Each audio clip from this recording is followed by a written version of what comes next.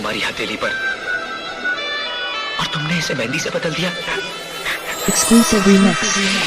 अरे अगर धड़कन ही छीननी थी तो इस पत्थर को दिल क्यों दिया?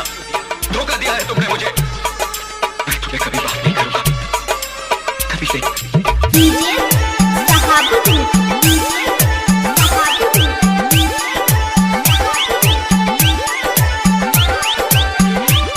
अखन अपने सब सुन रहल छी आज सीरीज के प्रस्तुति।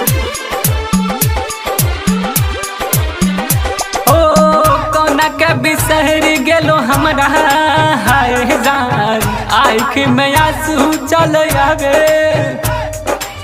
कौन के बिसहर गेलो हमरा हाय जान, आँख में आंसू चल आवे।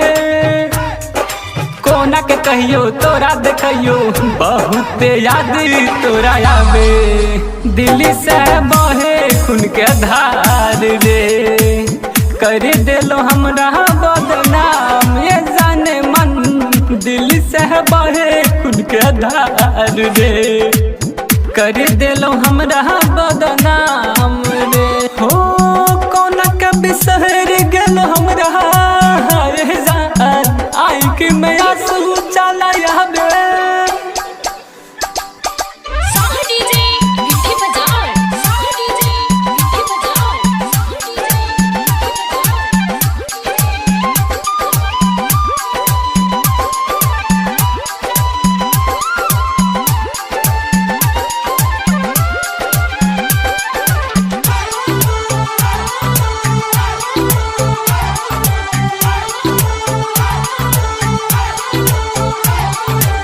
कौना के देखाबू जख्म अपन दिल के, याद बेड बेड हमरा सुबह शाम आवे।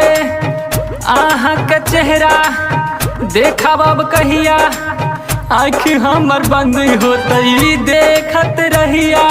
टूटल दिल के कौना हम जोड़बै खा ले बहु माहुर रे। दिल से बाटे खून के दाद रे, कर देलो हमरा बदनाम ये जाने मन। दिल से बहे खून के धार रे, कह देलो हमरा बदनाम रे।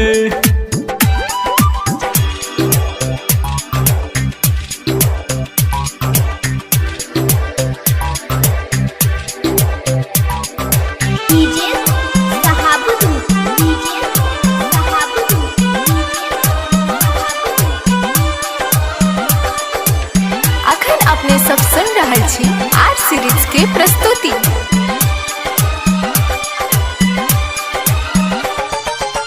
तोड़ देलो दिल के चल गेलो भूल के, प्यार नहीं करबू जिंदा कौना रहबू। प्यार के कहानी सुनू रवि के जुबानी, मुस्कुराई आँख में भर देलो पानी। कवि काशीनाथ नहीं करतो बात याद करू सामरे। दिल से बहे खून के धार रे, कर देलो हमरा बदनाम ये जाने मन। दिल से बहे खून के धार रे, कर देलो हमरा बदनाम रे।